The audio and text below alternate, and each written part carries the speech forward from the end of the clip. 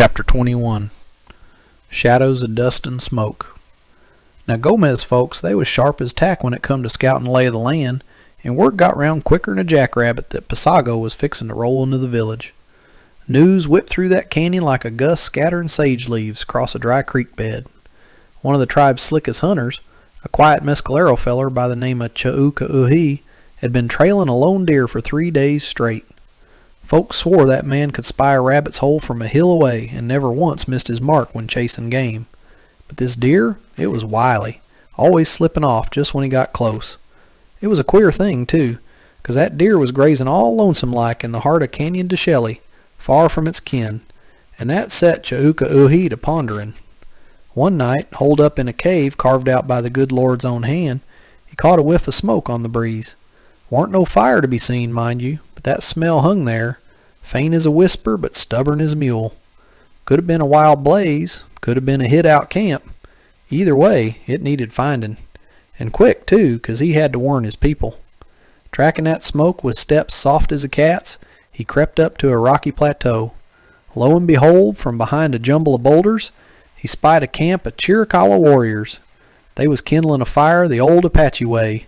Dry wood laid sparse, no sparks, no smoke to speak of. Warn't cooking nothing neither. That fire was just to keep the critters and rattlers at bay. Chauka counted 'em, 21 riders all told. They had victuals, weapons, water aplenty, but nary a trinket for trading, nor a big tent in sight. These fellers wasn't out for bartering. They was geared up for war, plain as day. Slipping away like a shadow, he hightailed it back to his cave, gathered his kit, and lit out for the village. When he got there, he spilled the whole tale to Gomez, quick as you please. On his say-so, all the big chiefs got together. Things was peaceable enough, especially after the Mexicans got whooped at Galeana, and it seemed the white folks had learned not to tangle with the Apache. Sequoia had fought side by side with the Mescalero, and all looked right as rain. But still, what in tarnation was them Chiricahua doing out there, armed to the teeth? Why hadn't nobody told Cigarito? And why wasn't they hauling goods to trade? Come morning, when the sun was blazing down like a skillet on a fire, the Tsebacanende band seen 'em comin'. Pasago Cabazon, big as life and quiet as a tombstone, riding at the head of them 20 dust-caked, thirsty riders. They marched into the village, stepped slow and careful-like. Them Chiricahua knew they'd been found out. Back at their camp, they'd left a pile of kindling at the edge of the plateau on purpose. Come dawn, that kindling was all smashed up. They'd been trailed, sure enough, not by no critter neither, 'cause the grass weren't touched and the puddle under the shady rocks was still as glass. Whoever followed 'em had wiped their tracks clean. Somebody who walked light as a ghost. Right there in front of the tents, Gomez, Marcos, and Cigarito greeted them Chiricahua warriors with all the respect due. Not a peep 'bout the smoke they'd sniffed out, nor the tracks they'd trod. Just the quiet of the desert, and eyes searching for truth and faces baked hard by the sun. Everybody was waiting on the same thing, waiting for Pasago to open his mouth and speak. Under the wind's whisper. Under a breeze carrying the smell of scorched grass and smoked leather, the 4 big men gathered round the sacred fire circle, where the flames danced like they was telling secrets to the stars. Gomez, he spoke up first, his voice low like a river running deep. "I dreamt of you, Pasago," says he, solemn as a preacher. "I ain't much for dreaming, and my dreams don't never lie." Pasago, his eyes deep as a canyon at dusk, looked back and says, slow-like, "Maybe in that dream of yours you heard the footsteps of 4 Chiricahua warriors." Marcos, he cocked an eyebrow, half curious, half sly, like a fox sniffing out a trap. "You talking about the dead or the living, Pasago?" Pasago paused, like he was heaving a stone off his chest. "This here's the first time I spoke it aloud," he says. 10 springs back, the shadow of 4 comrades started trailing me. They fell 'cause of a fool mistake of mine, and they ain't been avenged.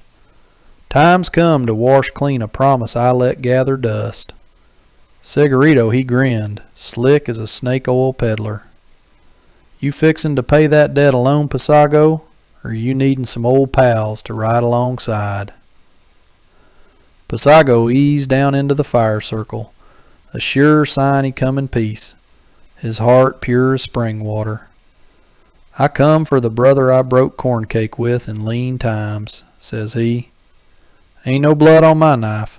I just want to talk to the feller who hears the earth and see the gal who smiles. Gomez's face stayed calm, but his voice got a mite harder, like iron coolin' in a forge. That gal who smiles? She's my daughter now. You got business with her, you talk to me first. As for the healer, Delay Sonly, he might be in his tent, but he's a queer sort, don't show himself much. Then Gomez raised his hand quick-like, and the young bucks of the tribe scampered amongst the tents. The Chiricahua's horses was led down to the river to graze, and the women folk set to kindlin' fires and rustlin' up grub. The men mingled with them guests, striking up new friendships and swapping little trinkets like they was all kin. Pasago stepped toward the healer's tent and hollered, "Delay Soli!" But the answer come from behind him, and he spun round to see a gal, bright-faced, with no more'n 15 springs shinin' in her eyes. "You're caked in dust," she says, bold as brass. "Look like you been ridin' 7 days straight." Pasago cracked a smile. 7 days it was, to the dot. "You're Zaizi Soli, daughter of Shil Hosteen," he says. Her face clouded up for a tick. "We don't speak of them what's passed to the spirit world," she says, soft but firm. "We let 'em sleep. I'm Gomez's daughter now." Her plain way of talking won him over. She didn't crow about her blood nor her daddy's heroics. In that quiet, Pasago felt a thought sproutin', but he didn't get to speak it. Out from the tent come the old healer, eyes gray as ash and steps slow as molasses. "I'm the one what hears the earth," he says. "You called my name, stranger." "Healer," says Pasago, "I'm Pasago Quebazon, he who sees far but can't forget. I rode 7 days to find you. I need answers." Delay eyed him curious-like. His name was known far and wide, though he never asked for nothin'. "Folks bring me gifts," he says, "but I don't ask for 'em. What you bringin', warrior?" 20 hand-picked riders," Pasago says. "If you want, we'll pay any price you name once we've rested." "I'll hold you to that promise another day," says the healer. "For now, tell me what you need."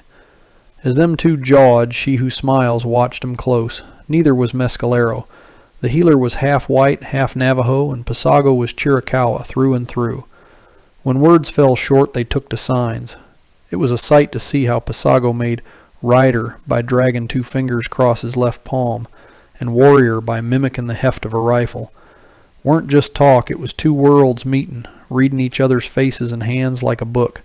Pure enchantment it was to watch 'em.